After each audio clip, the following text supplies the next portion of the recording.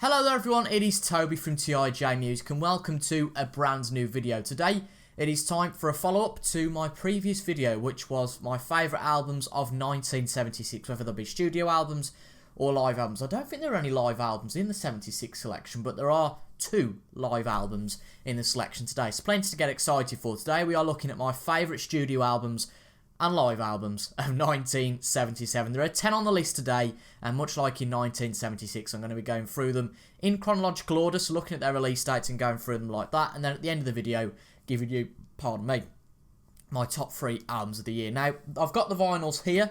They are just about out of shot, so you can't look and think, what's he got there? But I do recommend you go and watch the video from 1976, although I would say that probably looking at these albums, this is probably a better all-round year, I would say, that 1977 is. So let's get straight into it today, no time to lose.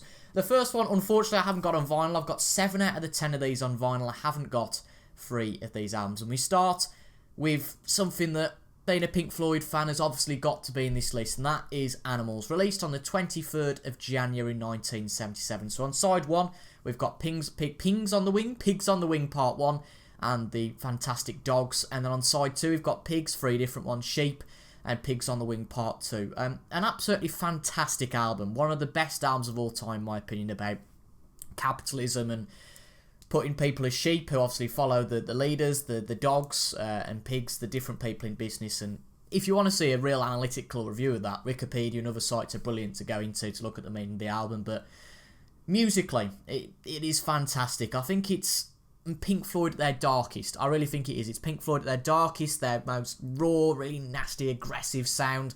But it's fantastic. My personal favourite off the album is probably Dogs, that 17-minute epic.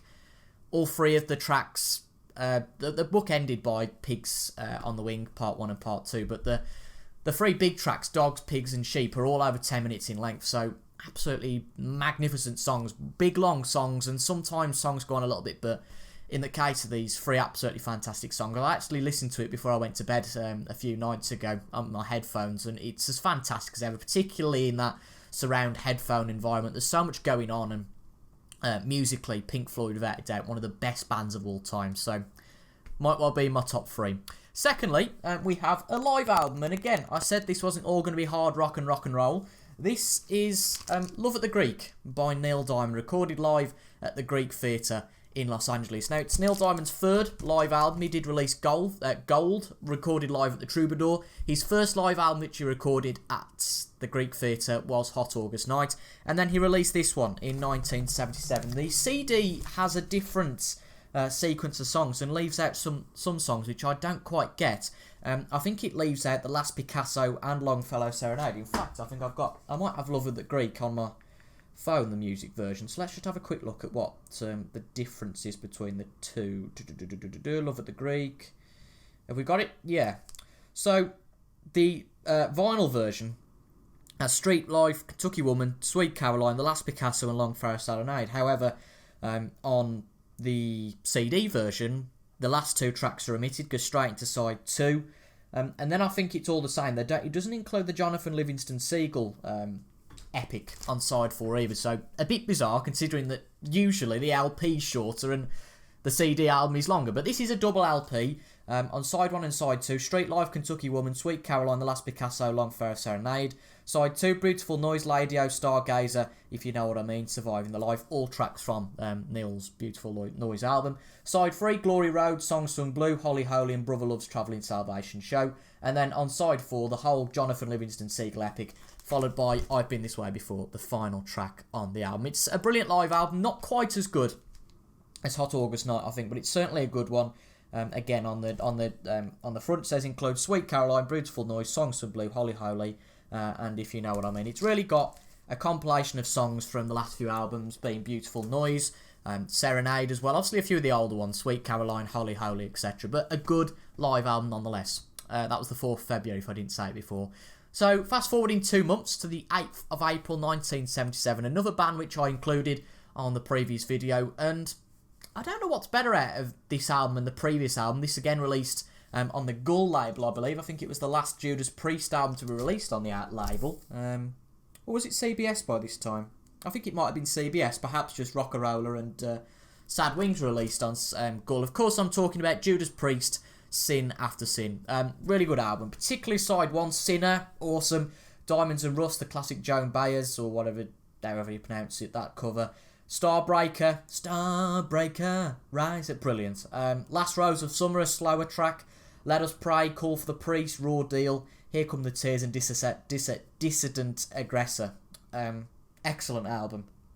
Again, another one that during this lockdown I've listened to a few times in the last few weeks, and great album. Great cover art, as Judas Priest are known for, and put it this way, I expect a lot of their albums to be in these lists over the next few weeks, because they had a fantastic catalogue, a real good run of albums from Sad Wings all the way up to British Steel. Next up, the 30th of June 1977. So again, we go forward a few months. After that, though, we've got 3 releases in the same month, which is very exciting. It's a Kiss album. It's one I've reviewed on the channel. It is really the end of an era for Kiss, apart from the live album, which is also mentioned in the video. So, hints if you're a Kiss fan about what might be coming later. Blimey, that's a mouthful. Of course, I'm talking about the last classic album, and that is Love Gun. Released again on Casablanca Records, like most of their collection. Annoyingly, on the back cover, it's listed wrong. Some albums did this, and I don't really know why.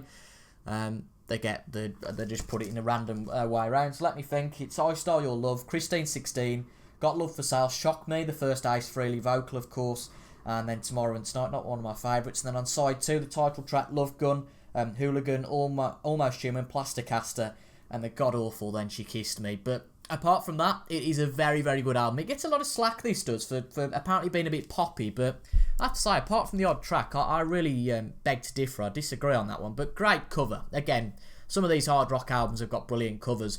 I'm talking about covers, obviously you've got the Then She Kissed Me cover, which is god-awful, but as I say, if you take that off the album, it is a top album. I've done a review for this one on the channel, but certainly a good album, particularly the title track, Shock Me, brilliant, awesome track, even better live. I Stole Your Love, same sentiment goes for that. Almost Human and Plasticaster are good tracks. Hooligan, the Peter Criss vocal, that's a good track. They don't really go wrong here. Tomorrow and Tonight's not great either, but again, 7 or 8 out of the 10 are awesome tracks. So, we just fast forward a week now, and we're on a good run of having them all on vinyl. Unfortunately, I've got this next one on vinyl, and then the one after that I haven't got. Next up is an album released on the 7th of July 1977, released on A&M Records. It's an album that recently I have really, really got into and have really enjoyed, and I plan to review this one on the channel in the next few weeks. This is the only album I've actually listened to in full by this artist. This is The Grand Illusion. Welcome to The Grand Illusion by Styx. Brilliant album. You can see all the members on the back there. Dennis DeYoung, Tommy Shaw, James Young, Chuck Panozzo, and John as well. Awesome album. Really awesome album. Kind of soft rock, but excellent. The title track, brilliant. Fooling Yourself, The Angry Young Man. Superstars, the big hit, Come Sail Away. I prefer side 1, I have to say, to side 2, but I did listen to this album last night, and to be fair, side 2 is pretty good as well. Miss America, Man in the Wilderness, Castle Walls, and the Grand Finale. A very, very solid album from 1977. Great one. I really enjoyed this when listening to it. Brilliant. Absolutely brilliant. Styx, The Grand Illusion. So, we're halfway there, and for goodness sake, my computer does not need to look for updates at this point in the video. Don't get why it does it. Anyway, the second of 3 of these albums that I haven't got on vinyl is an AC/DC release. It was released in Australia on the 21st of March, but internationally, and that's the date I'm using for today's video, on the 25th of July 1977, is the brilliant Let There Be Rock album. Oh, yeah, brilliant. AC/DC, absolutely awesome. The title track, in my opinion, one of the best epics, in the whole of rock. One of the best hard rock tracks of all time. Hell Ain't a Bad Place to Be. Whole Lot of Rosie, played a lot on tour. Still, Whole Lot of Rosie, a great track as well. I think again, Let There Be Rock, Hell Ain't a Bad Place to Be, and Whole Lot of Rosie. You couldn't argue against all of those being in the top 10 of their catalogue. I really believe that. Some of the album tracks, Dog Eat Dog, great track. Go Down, Bad Boy Boogie. Problem Child, which was replaced by Crabsy in Blue in Australia, and then Overdose, which I know my fellow YouTuber, and is a shout out to Pete from Lizard King Vinyl. He does a lot of good videos, and he was saying that Overdose is probably one of the most underrated tracks by AC/DC. Not one I've heard too much. I've probably given this album a listen through a few times, but this is very much a pick because The 4 tracks which I'll go back to a lot are outstanding, really. Let There Be Rock by itself, the title track, is absolutely fantastic. And yeah, great album. You can see why 1977 is such a good year in my opinion, because it's brilliance after brilliance after brilliance. Great album after great album. And this sentiment certainly goes for the next album as well. I have got this next album on vinyl. We go forward a little bit to the 2nd of September 1977. Another Thin Lizzy release, had 2 of those in the previous video, and this one gets the cut as well. I am talking about Bad Reputation. Get my hand out of the way. Side 1, Soldier of Fortune, Bad Reputation, the title track, awesome. Opium Trail, Southbound, brilliant. Dancing in the Moonlight, again a bit of a poppy track but still good. Killer Without a Cause, Downtown Sundown, That Woman's Gonna Break Your Heart, and Dear Lord. I don't go back to this one or Let There Be Rock that much in terms of the whole album, but these 2 are particularly good in my opinion anyway, for the tracks that are really good on the album, if you like. They've got the title track that's brilliant, Southbound, excellent, Dancing in the Moonlight particularly, I quite like that one. I go back to that one quite often. But Bad Reputation, the drumming on that one from Brian Downey is, oh man, it's fantastic. Of course, the dual lead guitar pair of Scott Gorham and Brian Robertson. I think this was the last album that Robbo did, I think, because Gary Moore of course joined the group for Black Rose. So I think this was the last album that Robbo did. I could be wrong, correct me if I'm wrong in the comments. Scott Gorham as well. Tony Visconti producing the album, who also produced the Live and Dangerous album. There's the back cover with the guys on the back. Great album, and again, Thin Lizzy, another one like Judas Priest, who had a really good run of albums, didn't they? From sort of 74, 75, obviously about 76 in Priest's case, but from about 74 to 75, all the way probably up to the end of their career with Thunder and Lightning, Thin Lizzy. So that's Bad Reputation by Thin Lizzy. Next album, we're coming to the end now. We've got 3 albums to go. This was released on the 14th of October 77, the second live album on the list. I mentioned it earlier. Another double album, not as good as its predecessor, I don't think. Not as good as the original Alive album, but I'm talking about Alive 2. Double album made up of the hits from Destroyer, Love Gun, and what's the bloody other album called? Rock and Roll Over, of course. 3 great albums. Detroit Rock City, King of the Nighttime World, Ladies Room, Making Love, Love Gun, Calling Dr. Love, Christine 16, Shock Me. Awesome live. Hard Luck Woman, Tomorrow and Tonight. There's a bit of controversy before I continue about a few of these tracks. A few of these tracks were not recorded live. Remember, Tomorrow and Tonight was certainly one of those. I know that Side 4 wasn't recorded live, but that was intentional. But a few of these tracks weren't recorded live. And you could argue that back in the day, a lot of these were probably mixed and remixed. And the thing is, you've all heard the live bootleg albums, haven't you? You've all heard those albums and you think, God, the quality's rubbish. So I knocked my glasses off there. But, you know, this has been remixed and whatever, but, you know, it's still a fantastic album. I Style Your Love, starting side 3, or CD 2, I suppose. Beth, God of Thunder, I Want You, Shout It Out Loud. And then we have the rather peculiar side 4 with the 5 studio tracks. All American Man, I think that's a cover of... No, it's not. Never mind. I'm getting confused with 2000 Man from Dynasty. Never mind. Rockin' in the USA, Larger Than Life, Rocket Ride, and Any Way You Want It's definitely a cover of a 60s track. Rocket Ride's a great track. I really like Rocket Ride. Another artist really vocal there. But there was an album by Genesis in 1983 called 3 Sides Live, and I never understood that because that was 4 Sides Live. I always feel like this album should have been called 3 Sides Live because it was very weird to put those studio tracks at the end because they'd certainly got the content. I know I've talked to a few people on the Kiss Reddit forum, and I asked the question. I said, well, why did they record the 5 studio albums? The 5 studio tracks. It seems a little bit peculiar to me. And somebody said, well, I don't get it either because they did do more of the album tracks on tour. They're obviously tracks from Destroyer, Flaming Youth, Great Expectations, Sweet Pain, tracks like that. They did do King of the Nighttime World on that. Do You Love Me? I don't think he's on that. No. Rock and Roll Over. There are plenty of examples. I don't need to go through them all, particularly for you guys who are fans of Kiss. But it was a strange decision to put the 5 studio tracks at the end. They're good tracks. They are good tracks, but I don't really get what they're doing on a live album. But I've just criticised the album, which doesn't make any sense because it's one of my favourite albums of the year. But it is a top live album. I don't think it's as good as the first Alive, and I'm planning to do an Alive versus Alive 2 comparison at some point. That'd be really interesting to do. But I feel like the sound on this one isn't quite as raw as Alive. I don't know if that's the music or whatever it is, but nevertheless, a really good album, and that is Alive 2 by Kiss. So penultimately, one I have got on vinyl from the 28th of October 1977. The same date as the last release, funnily enough, but due to alphabet and all. Actually, no, it's not above it in the alphabet, but you know what, I've said it now. So, penultimate album of the day, another great release by Queen, News of the World. This is another album that I've done a review for on the channel. I have released, I've done a Love Gun and News of the World review on the channel.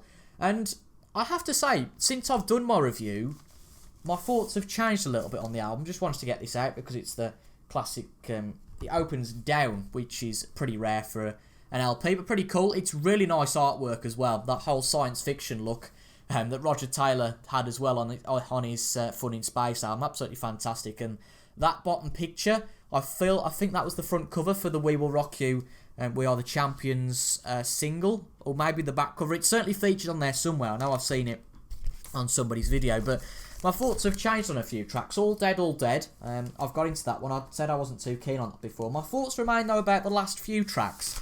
There's a lot of love for those. I'll go through them, though. We Will Rock You and We Are the Champions. Obviously, the ones that everybody knows. Sheer Heart Attack, brilliant. All Dead, All Dead. Spread Your Wings, the John Deacon track, brilliant. One of Queen's most underrated tracks. Fight From the Inside, Get Down, Mate, Love.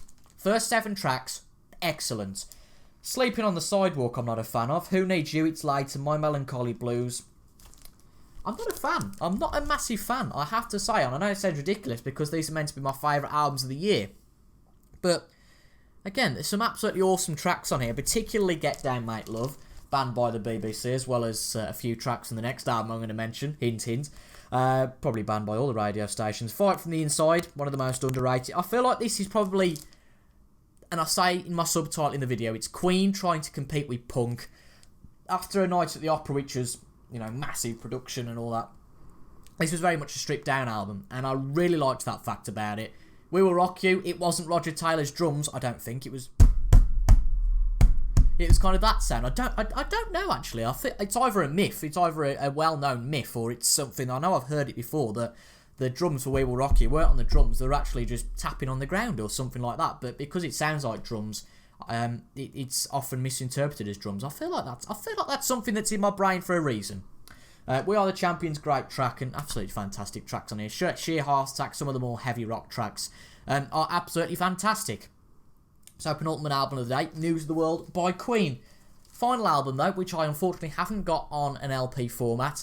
And this really is included just because of how groundbreaking the album was. Not particularly because I'm a big fan of the album as a whole. There are 4 tracks on this album which I really like. And this is a punk album. Not really into punk that much, but this is a classic that particularly us in the UK know a lot. Particularly the iconic album cover. Never Mind the Bollocks. Here are the Sex Pistols. Released on the 28th of October 1977. Holidays in the Sun, opening track, excellent. God Save the Queen, Anarchy in the UK, Pretty Vacant. Oh, brilliant, absolutely fantastic. John Lydon, Johnny Rotten, and his associates, brilliant, absolutely brilliant album. It's their one and only studio album of the release. They released The Great Rock and Roll Swindle, a soundtrack a few years after with the quite hilarious Friggin' in the Rigging, although I wouldn't play that at a party. Wouldn't suggest that, especially with few people who aren't so good with dirty jokes and that sort of thing. Because it is a very what's the word? It's controversial. Let's just say the song's controversial. You can find out for yourselves. But all of these are controversial, aren't they? God Save the Queen was banned by the BBC. Anarchy in the UK. They are all very controversial tracks. Pretty Vacant, Holidays in the Sun, absolutely brilliant. But it's a good rocking album, and I like my rock stuff, so that's why this gets in the list. But we are running over 20 minutes, so I'm going to speed this up a little bit. My top 3, that's the final album, so I'll just go through the 10 albums quickly. First one, Animals, Pink Floyd. Second up, Love at the Greek, Neil Diamond. Then Sin After Sin, Judas Priest. Love Gun, Kiss. The Grand Illusion by Styx. Let There Be Rock, AC/DC. Bad Reputation, Thin Lizzy. Alive 2 by Kiss. Sex Pistols, Never Mind the Bollocks. Here's the Sex Pistols even. And News of the World, Queen. Again, a disclaimer. Look, I do look at my notes on the screen. My notes are there on the screen. That's why I'm not maintaining eye contact all the time. Right, final segment of the video. My top 3 of the year. I've got 2 of these on vinyl. Unfortunately, the other one I haven't. You might be able to start making your guesses now. But in third place, it is the studio album by Kiss. Love Gun. That's my third place album of the year. I don't know why I do that. I kind of hold it like that and then think, oh, right, I've got to turn it that way. No, other way, Toby. Other way. Brilliant album. That's third place on my list today. Second, again, also got this on vinyl. And I've really got into this recently, and I really think it's a brilliant album. Styx, The Grand Illusion. But, top of the bill today. You could probably guess, couldn't you? Because, never mind the Bollocks wasn't going to be number one. No way. And apologies for the swearing. But, you know, it has to be done. So it's between Let There Be Rock and Animals for first.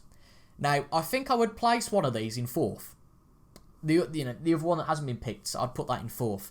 But the winner of today's favourite albums of 1977 has to be Animals by Pink Floyd. Awesome. Absolutely awesome album. I've talked about it before.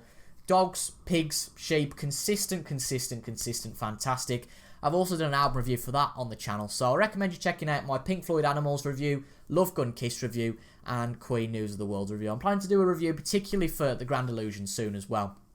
But that, I've really enjoyed, much like my 1976 favourite album. So if you haven't checked that out yet, I recommend you go and do that. That's on the channel page, as well as the free reviews of the albums that I have discussed and reviewed on the channel. But I hope you've enjoyed that. Make sure to leave your favourite albums from 77 down below. And if you want to leave a comment about anything else, please do. All things music, though, nothing inappropriate. But anyway, I hope you've enjoyed. I've been Toby from TIJ Music. The plan over the next few weeks is to do a few more videos for 1978, 79, 80, 81, etc, etc. I don't know about 79 because I've only got maybe 4 or 5 albums from that year, whereas 78 I think there's a good 8 or 9, 80 there's a good 8 or 9, 81 there's a good 8 or 9.